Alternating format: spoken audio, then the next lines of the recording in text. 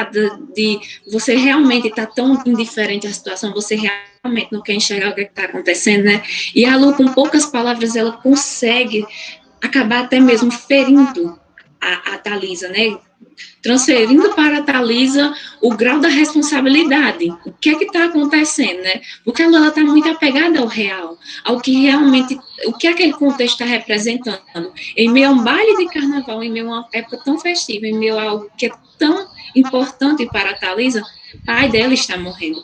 Não é qualquer pessoa, é o pai dela. Então, assim, a responsabilidade da Thalisa naquele ponto é enorme, é crucial, e a Lu quer que ela sinta isso, né? A Lu, até mesmo como o Raimundo, acaba querendo exercer um grau de poder. Só que o grau de poder da Lu não é tão grande quanto o do Raimundo. E depois, eu não disse, não, senhora, que ele ia morrer. Eu disse que ele estava ruim. Foi o que eu disse. Mas hoje é diferente, Thalisa. Espiei da porta, nem precisei entrar para ver que ele está morrendo. Então, olhem a circunstância, né, que a Lu está, porque a Thalisa, ela acaba, como eu já disse, ela cria diversas facetas, ela é uma personagem bem complexa mesmo, e ela é indiferente, ela nega a realidade, né, ela tenta ultrapassar, né, o limite da morte e tornar algo tão simples, ela até mesmo quer acreditar que ele não vai morrer. E a Lu não, ela é bem direta na situação. É tanto que ela diz, hoje é diferente, Thalisa, espiei da porta, nem precisei entrar. Ou seja, a Lu não precisou ter um contato tão físico com ele para saber que ele está morrendo, que a vida para ele está chegando ao fim. E é aquele medo da morte, sabe? Aquele que você só espia a morte, né? Você não precisa ter tanto contato com ela para você saber que ela está chegando, que alguém vai morrer. E a Lu é bem complexa nessa questão, ela é bem direta nessa questão, ela consegue sentir até mesmo um grau de responsabilidade. E é por a Lu está nesse aspecto em que ela sente tanto, né, a morte ali, que a Thalisa tenta meio que se aproveitar da situação, né, e fazer com que a Lu fique com ele naquela noite, oferecendo roupas, joias, né, e a Lu diz que ela não vai ficar com ele, porque ela também quer aproveitar o baile. Ou seja, a Lu, ela sente, né, a responsabilidade, como eu disse a vocês, mas ela sabe até onde vai. É como se ela estivesse dirigindo, ela estancasse na mesma hora, ela parasse na mesma hora, porque ela sabe até onde ela deve ir. E não é que seja limitado, não é que a Lu seja limitada, mas é porque naquele contexto ela sabe que ela, como uma empregada, o serviço dela é servir, mas é servir até um certo ponto. E a Thalisa, ela acaba querendo, né, usando de certas artimanhas para fazer com que a Lu mude de ideia. E, como eu já disse, a Thalisa, ela é bem, assim, bem complexada, né? Bem interessante. E ela tenta mudar de assunto, ela acaba mudando de assunto, né? A Lu quem fica retornando aquela questão da morte e tal. Mas a Thalisa não, ela vai mudando de assunto, ela mistura as coisas. E é um momento desses que ela começa a beber vodka. Em algumas das leituras que eu fiz é vodka, outra hora é whisky. Mas o que importa realmente é que ela oferece a Lu, e a ação da Lu é muito gritante, né? Porque olhem bem o diálogo. Quer? Tomei muita cerveja, se misturo da ânsia.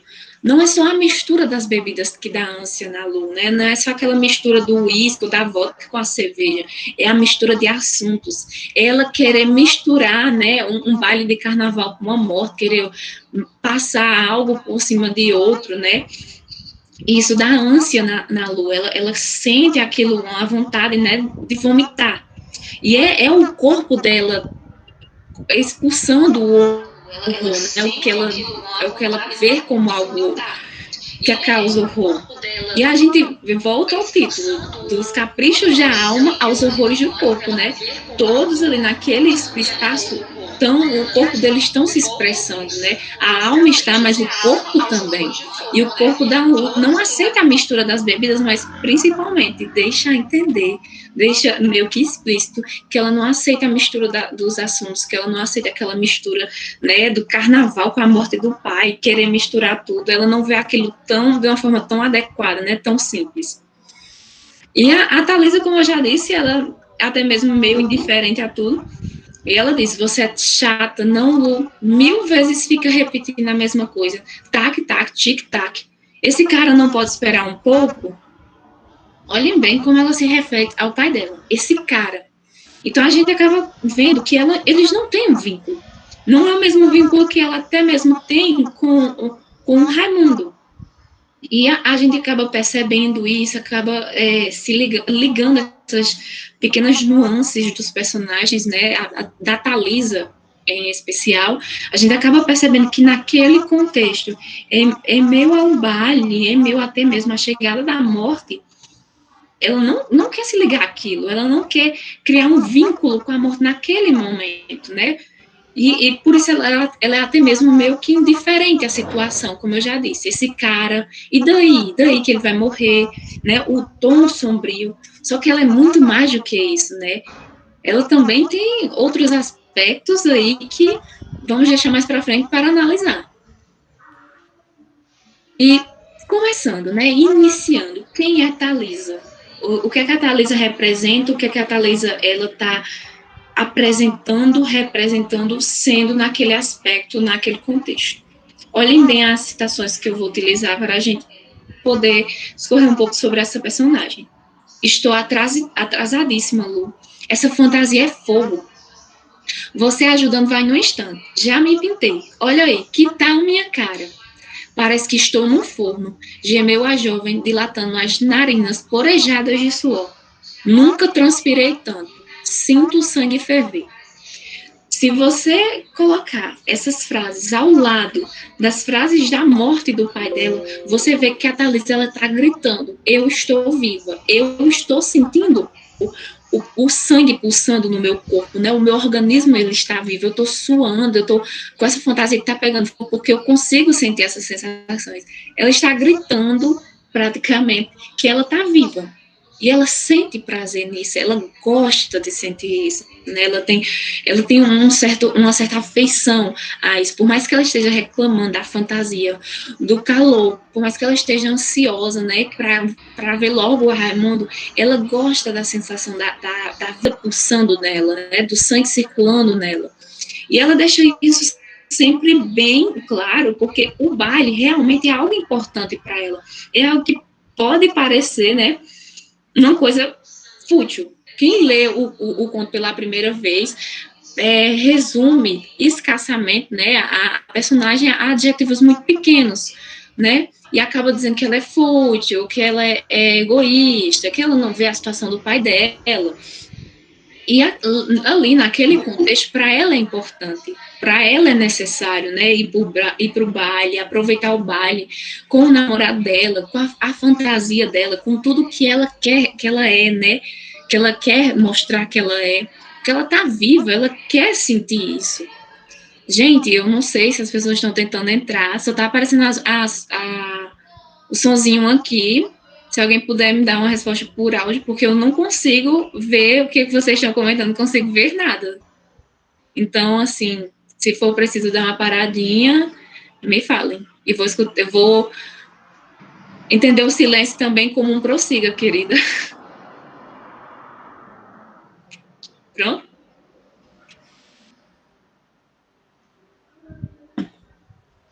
Ok, vou prosseguir.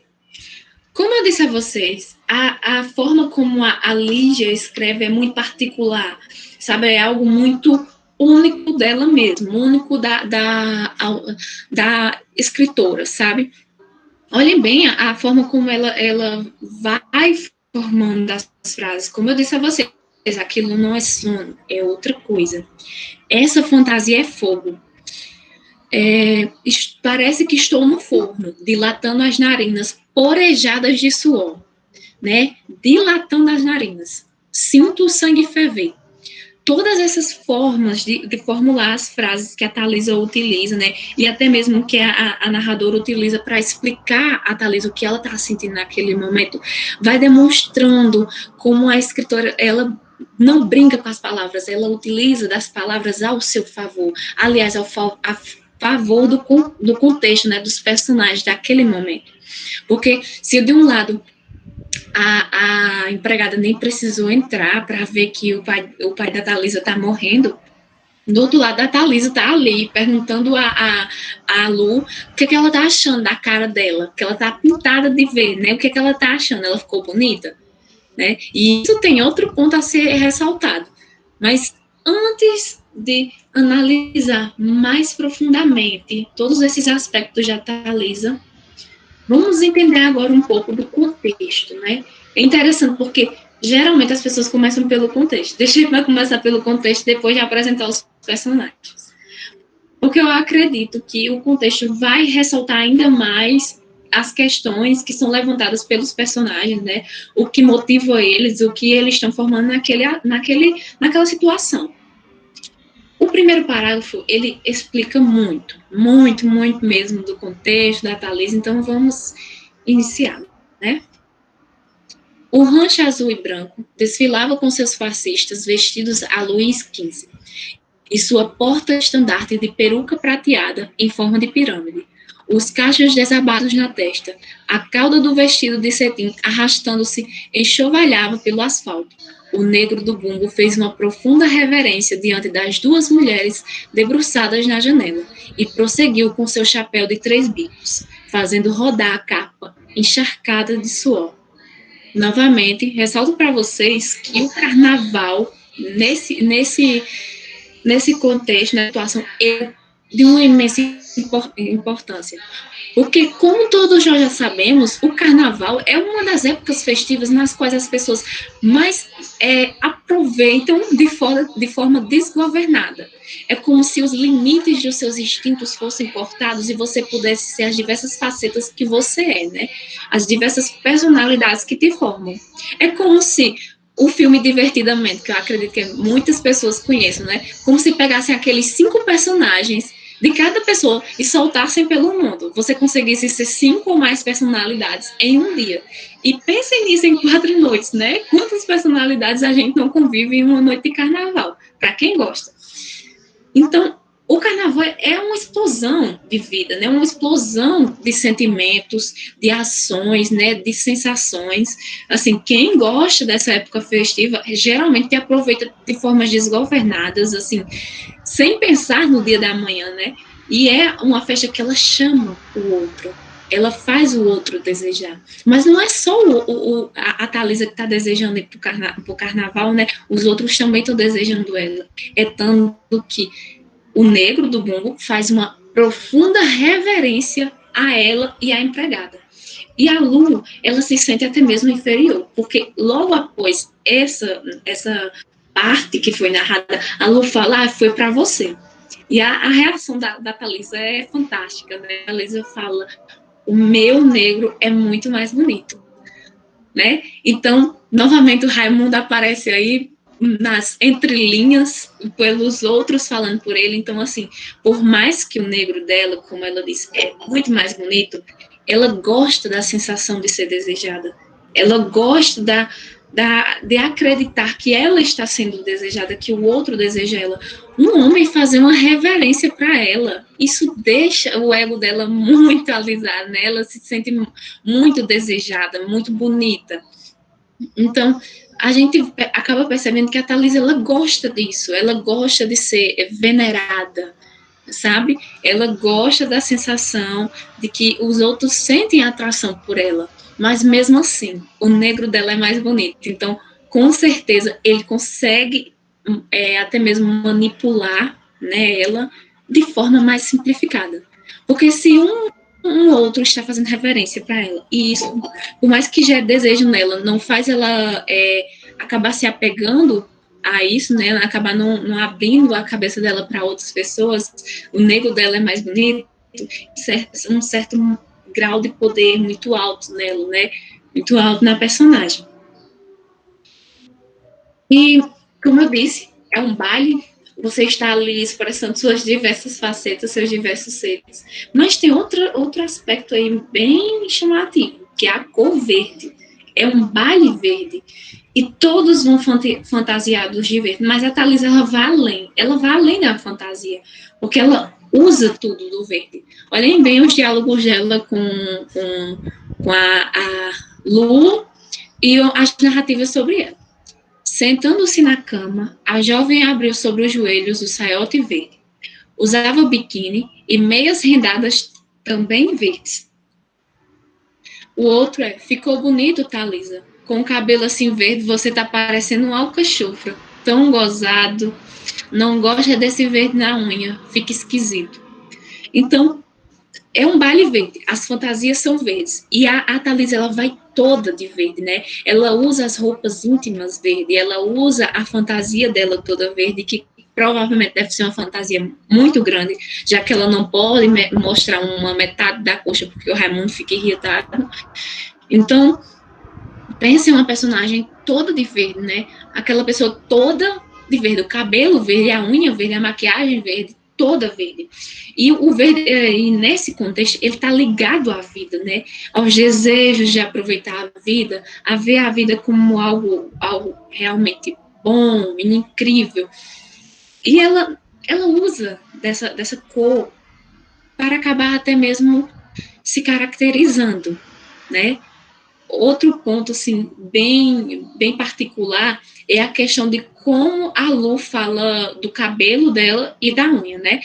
Com o cabelo assim verde, você está parecendo um alcachofra, tá tão gozado, é como se ela provocasse o riso, e além do riso, né, uma crítica, que ela tá passando dos limites, né, por que aquele todo verde, né, e além disso tem a cor verde na unha, fica esquisito. E novamente eu lembro para vocês como a Lu, ela tá ali tão apegada, sabe, à realidade, porque cientificamente falando, a unha, ela é uma das partes do corpo que primeiramente vai se apodrecer quando uma pessoa chega a falecer.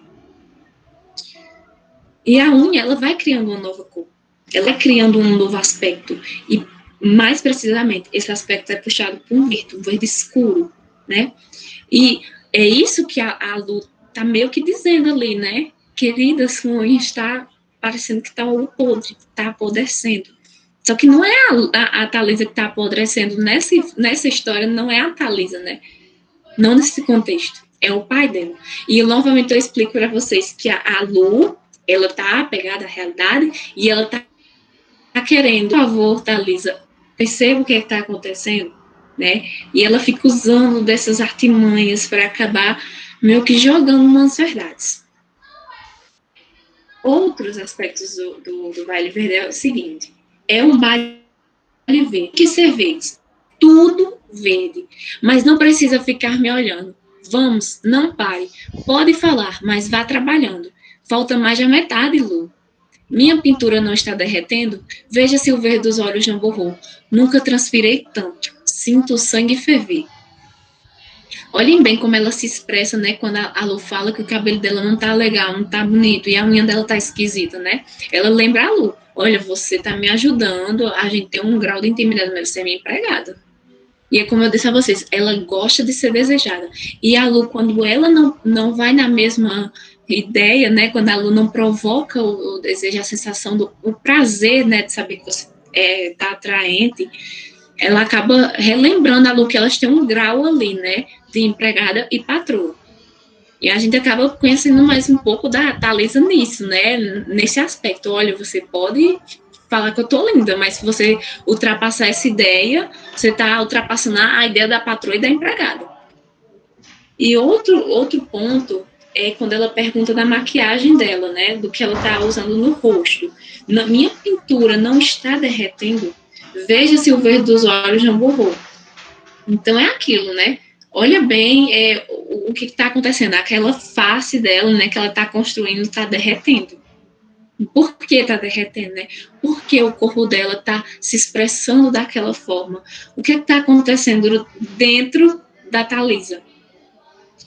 E agora, analisando em aspectos psicanalíticos a nossa personagem, eu tenho que começar explicando para vocês que eu vou me basear nas teorias de Klein, Milan Klein, juntamente com as teorias do Freud.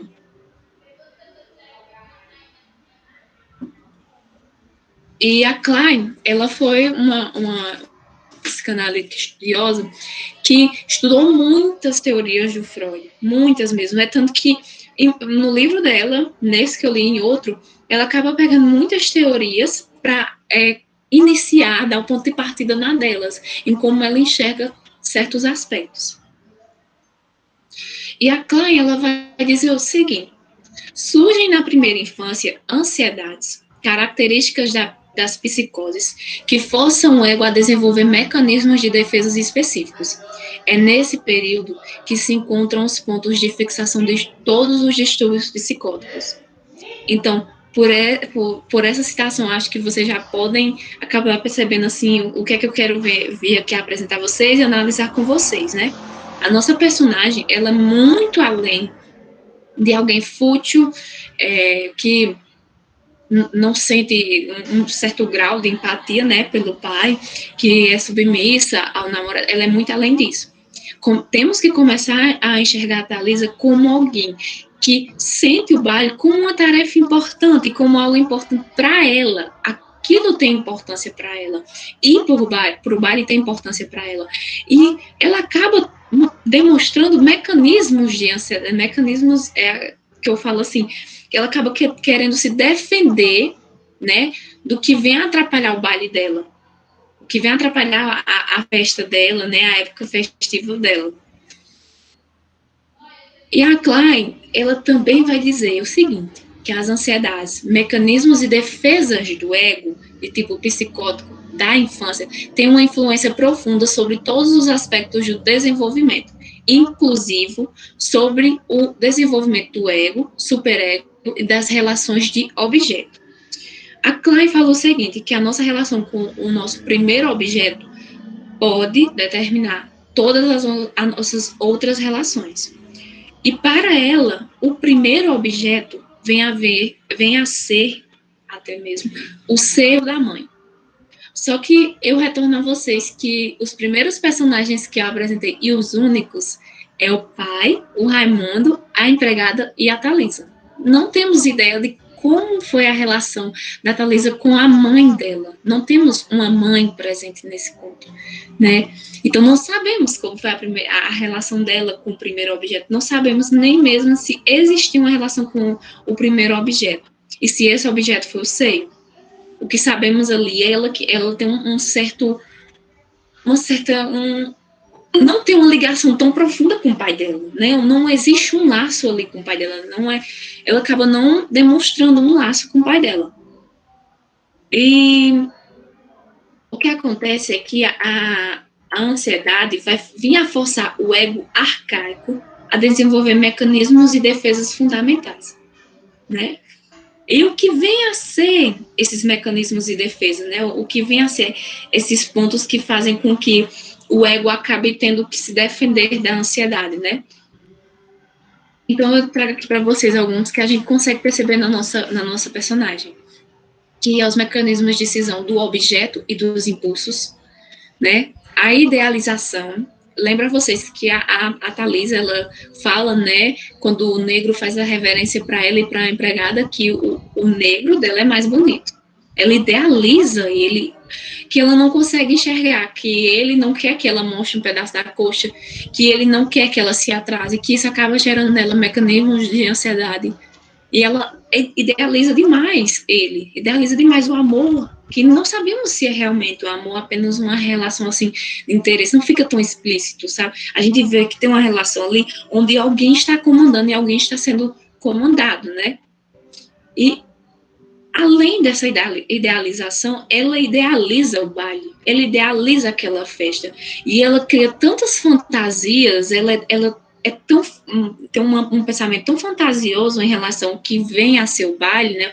Como ela vai curtir o baile, que ela não quer que nada atrapalhe isso. E é esse outro mecanismo de defesa, é a negação da realidade interna e externa.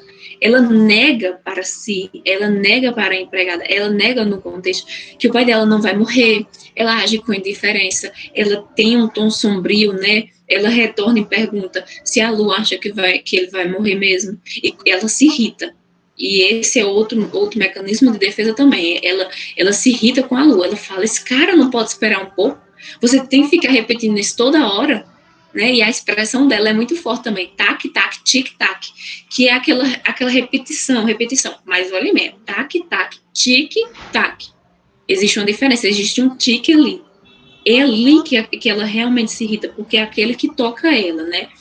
Por mais que ela negue a realidade que está acontecendo externamente e até mesmo dentro dela, ela sente, sabe? E é esse sentir que ela vem a abafar também. Ela não quer ter sensações, ela não quer ver como uma obrigação ter que cuidar do pai, que está doente e ter que ficar com ele. Então ela abafa todas as emoções que ela está sentindo naquele momento, né?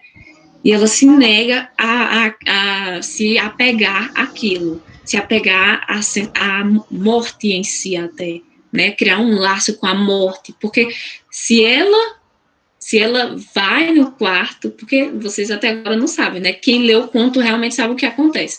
E se ela vai no quarto, né? Se ela foi no quarto, se ela criou um laço, será que ela gostaria, ela gosta, né?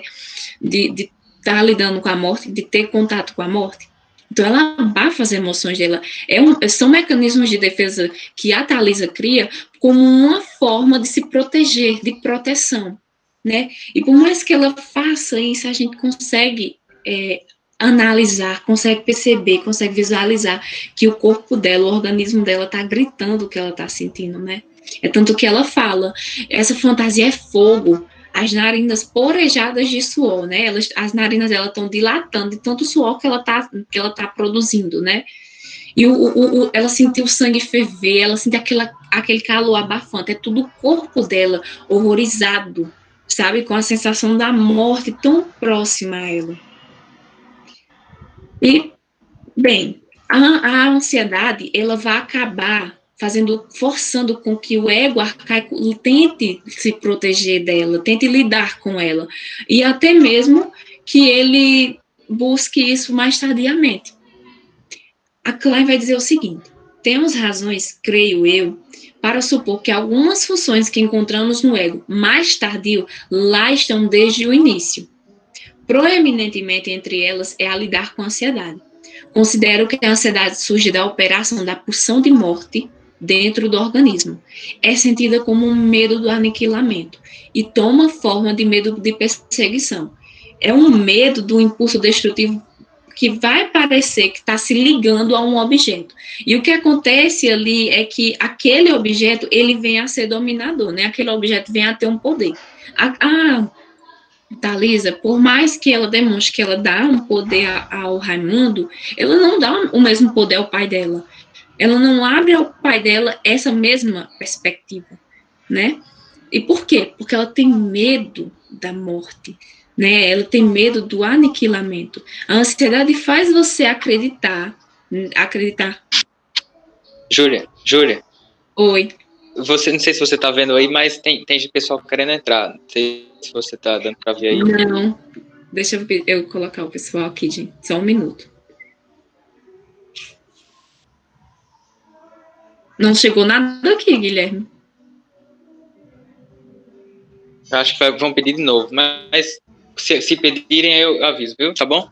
Tá certo, pode avisar. Obrigada. Bem, pessoal, só quando de novo. Eu vou até deixar assim aberto, gente, porque eu acredito que fique mais fácil quando o pessoal quiser entrar, de eu voltar para a sala. Voltando só à leitura, porque eu acabei me perdendo um pouquinho. Temos razões, creio eu, para supor que algumas funções que encontramos no ego mais tardio lá estão desde o início. Proeminentemente, elas é a lidar com a ansiedade. Considero que a ansiedade surge da operação da pulsão de morte dentro do organismo. É sentida como um medo de aniquilamento e toma forma de medo de perseguição. Então, esse medo, ele vai se ligar a um objeto. E esse medo já existe, ele vai se ligar a um objeto. E ele vai se tornar mais apavorado ainda desse objeto se tornar dominador. Por mais que a Thalisa ela dê poder ao Raimundo, né, poder sobre o corpo, sobre o ser dela, né, por mais que ela idealize ele, ela não dá o mesmo poder ao pai dela. Ela não dá a ele a mesma possibilidade. né? Ela não cria uma relação tão grande com o pai dela a ponto dela dar o mesmo poder. E principalmente, por mais que isso aconteça, ela ainda sente ansiedade, ela ainda grita que está com ansiedade, né? Que ela está com medo de ter que lidar com a morte. E esse medo acaba se juntando, né? Com o medo da perseguição, né? De ser perseguido, de a morte se unir à perseguição e chegar nela.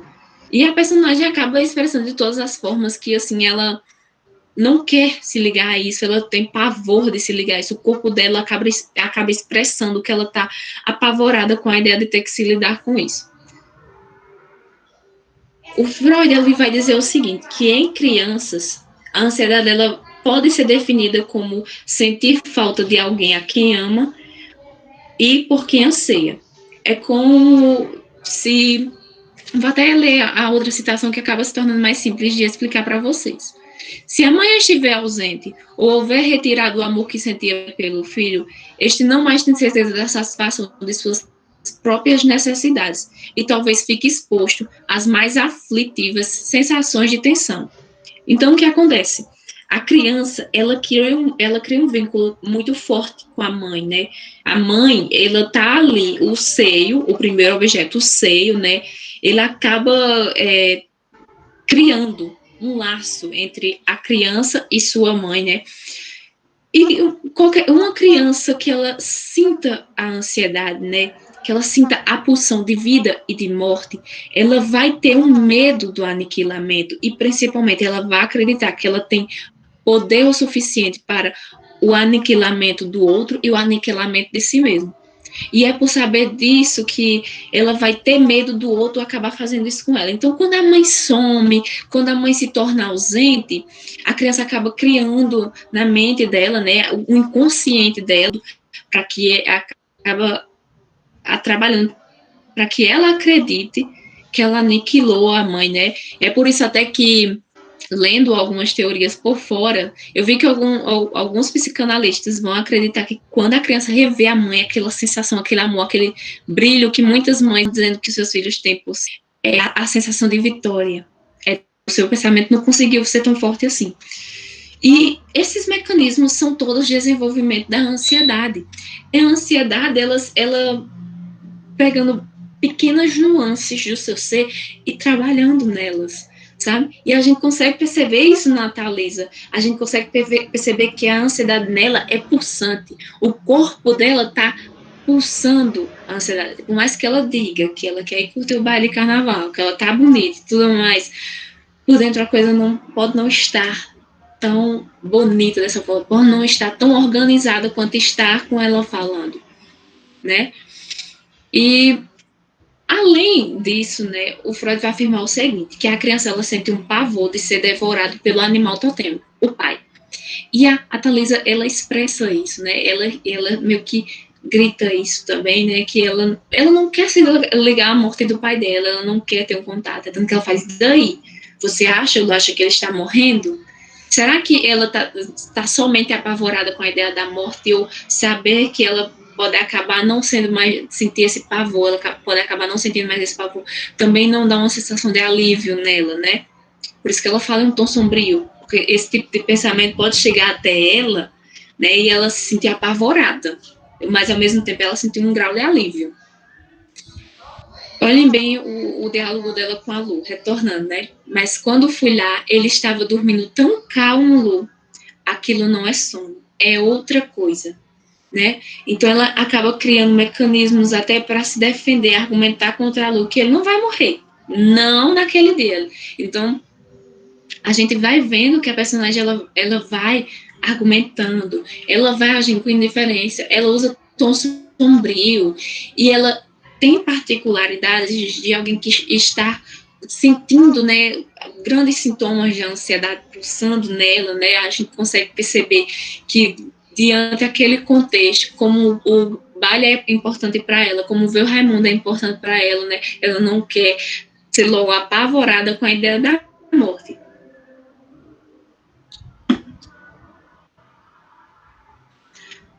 A ansiedade é despertada pelo perigo proveniente da pulsão de morte que ameaça o organismo e sugere que essa é a causa primordial. Então, a Klein, como eu já disse a vocês, ela usa muitas teorias do Freud para se embasar, mas ela acaba indo muito além. Ela acaba até mesmo sendo contraditória em algumas partes ou apenas incluindo algo. Mas nessa questão da ansiedade, principalmente quando estamos falando de uma criança em desenvolvimento, ela é bem específica. Ela acredita que a ansiedade em crianças, ao contrário do que Freud diz, ela vai ser despertada pelo perigo proveniente da pulsão de morte. Né? É aquele perigo que está ameaçando o organismo que acaba desenvolvendo a ansiedade. E essa é a causa primordial. E não sentir falta de algo ou de alguém. Ela acredita que isso é apenas um aspecto até, mas não que vai determinar o todo, né? Não que vai acabar explicando até mesmo o todo. Saindo um pouco, não é saindo tanto, mas analisando outro aspecto, a gente tem que pensar na relação de parentesco ali, né? As características do objeto seio, né? E a relação que a Thalisa não tem com o pai. A Klein diz o seguinte: tenho expressado com frequência minha concepção de que relações de objeto existem desde o início da vida, sendo o primeiro objeto o seio da mãe, como eu já falei para vocês, o qual, para a criança, fica cendido em um bom gratificador e um seio mau, o frustrador. E essa cisão, né, ela vai resultar na separação entre amor e ódio. Sugerir ainda que a relação com o primeiro objeto implica em sua introjeção e projeção. E por isso, desde o início, as relações de objeto são moldadas por uma interação entre introjeção e projeção e entre objetos e suas situações internas e externas. Então, o que acontece? Como eu já falei para vocês, ela acredita que o primeiro objeto é o seio da mãe. É a partir dele que vamos determinar nossas relações com o outro, nossas relações até mesmo com outros objetos, né? Porque isso fica bem explicado. O objeto vai ser o primeiro objeto que você vai estabelecer uma relação vai determinar com outros objetos. E esses outros objetos podem vir a ser uma pessoa ou algo, né? Acho que agora chegou um convite. Espera um pouquinho, gente. Vou retornar agora. E o que acontece? Que essa cisão entre o seio bom, né, o gratificador, e o seio mau vai resultar também na separação entre amor e ódio. Não devemos se apegar, eu acredito até que graças a grandes leituras, a gente acaba percebendo que não devemos se apegar como se o seu mal só se responsabilizasse pela morte dele. O que acontece é que o seio mal, ele vai ser a parte até frustrante. É quando você frustra, é como se você tivesse um objetivo. Você tivesse muito empenhado nesse objetivo, né? Então, esse é o desenvolvimento do seu bom. Você está ali empenhado, você está atrás de algo, você está se sentindo gratificante. E quando algo dá para trás, né, já é meio que assim, você já meio que se apega ao seu mal, ao seu frustrador. O que acontece é que nesses aspectos, né, do contexto em que estamos falando, o seu mal, na Thalisa, ele está ligado à morte. Ele está ligado à morte do pai dela, né? Que ela não quer se responsabilizar, ela não quer se ligar a isso, né? Para ela, se ligar a isso seria se ligar a uma parte frustrante, né? E é essa separação entre o amor e o ódio, que a gente acaba vendo até na separação que ela sente pelos dois homens em si, na história, que é o pai e o namorado, né? Ela sente muito apego ao namorado, ela sente medo de deixar o namorado irritado, mas ela não sente o mesmo pelo pai dela. E só trazendo 2 pontos que eu acho que são muito característicos. A Klein vai dizer até o seguinte, que a ansiedade, ela é a não satisfação libidinal. É quando você não satisfaz o seu prazer, o outro também não satisfaz isso em você, né? Então, isso acaba até gerando ansiedade, né? Esperar que o outro satisfaça o que você está desejando. Então, existem os impulsos sádicos orais dirigidos ao objeto, seio, da mãe, né? Desde o início da vida.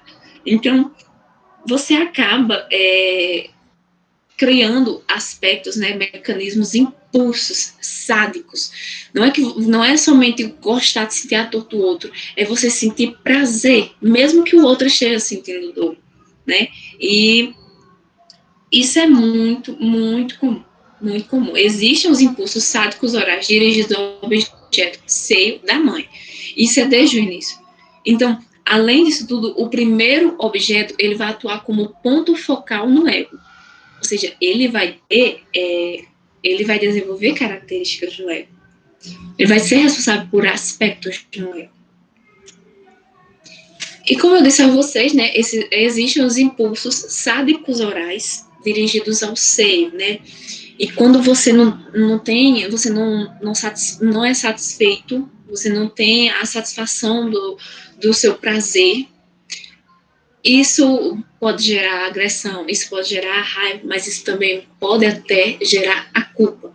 E a nossa personagem, ela sente culpa, né? Ela pode não expressar de uma forma tão visível como ela consegue expressar todas as outras características dela, né? Tudo aquilo que a compõe. Mas a culpa está ali presente na Thalisa. Olhem bem o que o Freud vai dizer sobre a culpa. O sentimento de culpa é uma expressão do conflito devido à ambivalência da eterna luta entre Eros e a pulsão de destruição ou de morte, né? Então é o prazer lutando, né, com a pulsão da destruição ou da morte, né? O que está dando prazer a Thalisa é imaginar que ela vai para um baile de carnaval, ela vai aproveitar a vida, ela vai aproveitar a vida dela com o namorado dela, que é um negro que é mais bonito do que alguém que faz reverência para ela. Ela é desejada. Então, tudo isso, né, todas essas questões de que levam ela, o que motivam ela, né, e até mesmo estão ligadas ao que vem a caracterizar o ser bom dela, estão em conflito com a pulsão de morte e de destruição ali, do aniquilamento, né? E o aniquilamento em si ali é a morte também, é a morte do pai dela. Porque se o pai dela morre enquanto ela está se arrumando, ela só tem duas escolhas, né? Ou ela fica, ou ela vai para o carnaval mesmo assim, né? E assim, eu digo e repito, todos têm que ler o conto, assim, para entender o quanto ele é fantástico. Porque analisando ele é fantástico, lendo ele é fantástico milhões de vezes.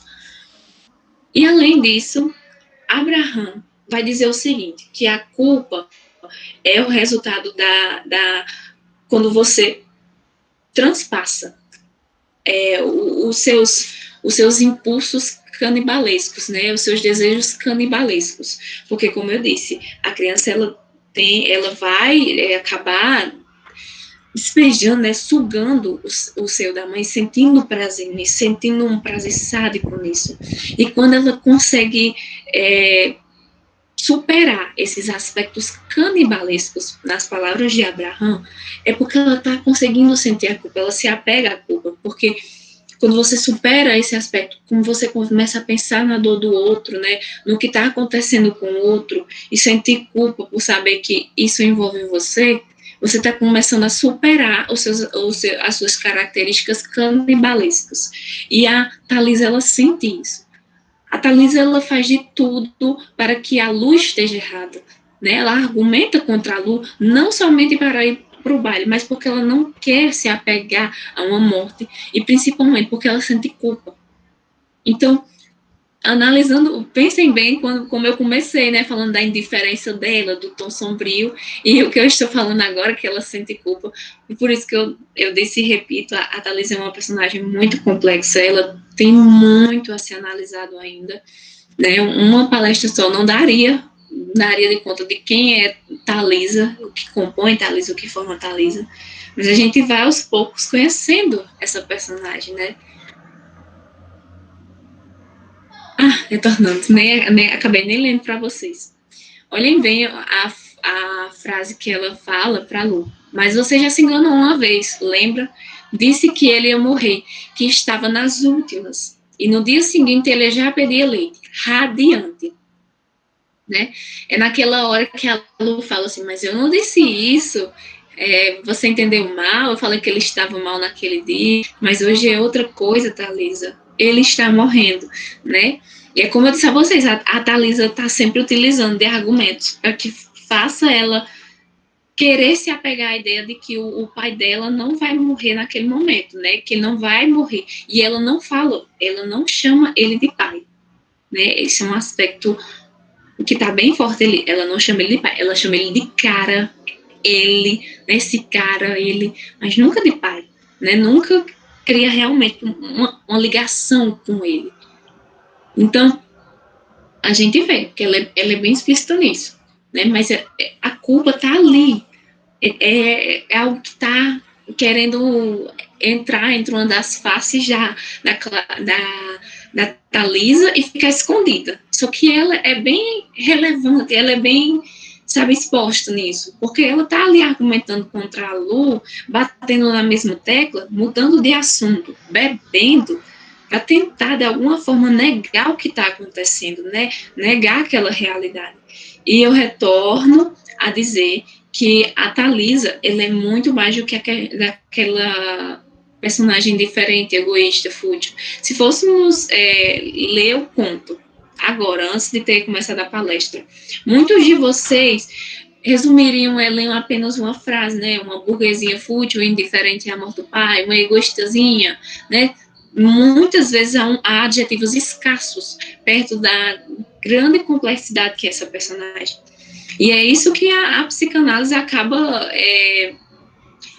nos deixando até mesmo se aproveitar, né? Que é você conseguir analisar um personagem, um indivíduo que está ali escrito de uma outra forma, sob um outro olhar.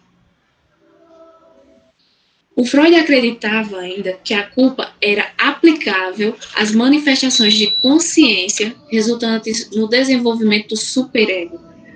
Ou seja, quando você acaba criando consciência da situação, você acaba percebendo que aquilo te atinge, né?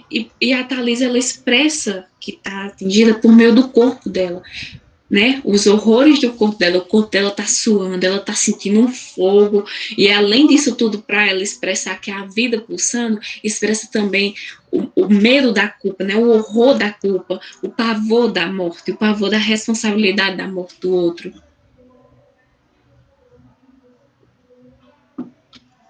E a morte, né? O que a morte tá ali dizendo tudo, né? Fora tudo que eu já falei sobre ela. Olhem bem a forma que a Thalisa fala. Minha pintura não está derretendo, veja se o verde dos olhos já borrou. Eu falei já desse aspecto do verde, mas eu não chamei a atenção de vocês para outro ponto. Veja se o verde dos olhos já borrou. Olhem bem o que borrou na Thalisa, a visão dela. Logo a Thalisa, que acreditava que estava sendo somente ela reverenciada, que o negro dela é mais bonito, que o cabelo dela tá lindo, né? Que ela tá linda, que ela escolheu não mostrar a coxa, então era algo que ela tá sempre utilizando da visão. Assim como a Lu utilizou de espiar para ver que a morte tá chegando pro pai da Thalisa, a Thalisa começa a demonstrar que aquela visão tão perfeita, idealizada que ela tinha, já não está da mesma forma que antes, né? Veja se o verde dos olhos não borrou. Olhem bem o que borrou, foi a visão dela, né? É o que faz com que ela acredite no que ela acredite até. Então, aquilo já não está mais tão claro, né? E fora isso, tem outro aspecto. Minha pintura não está derretendo, como eu disse a vocês, né? No carnaval, eu acredito muito na questão dos divertimentos, que você tem várias faces, e no carnaval você se sente livre para demonstrar essas várias faces suas, sejam elas boas ou más, você acaba demonstrando, né? Quem gosta de carnaval aproveita assiduamente, de maneiras até desesperadas e sem responsabilidade. Então, ela se pintou toda de verde, né? E a pintura dela está derretendo. Será que é somente a pintura da Thalita que está derretendo? Será que não foi as diversas formas que ela utilizou, os mecanismos de defesa dela, será que estão tão fortes quanto antes?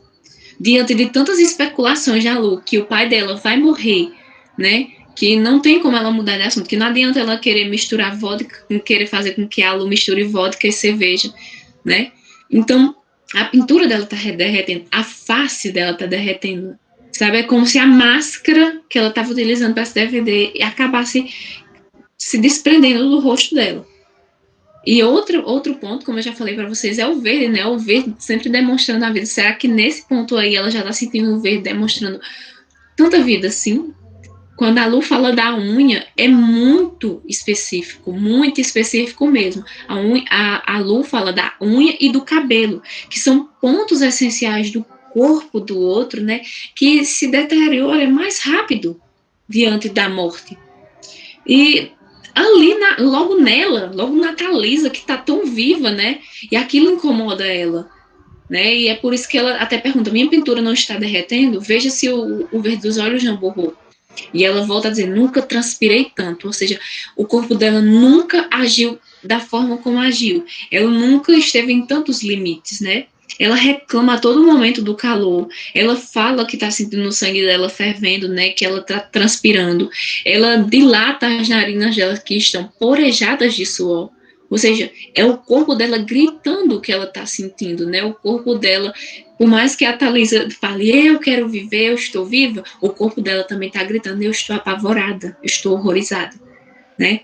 E a gente acaba percebendo que a culpa, a ansiedade de sentir aquela emoção do carnaval, né? Aquela emoção do baile que é tão importante para ela, e o pai dela baqueando tudo com a morte, acaba sendo tudo expresso no corpo dela.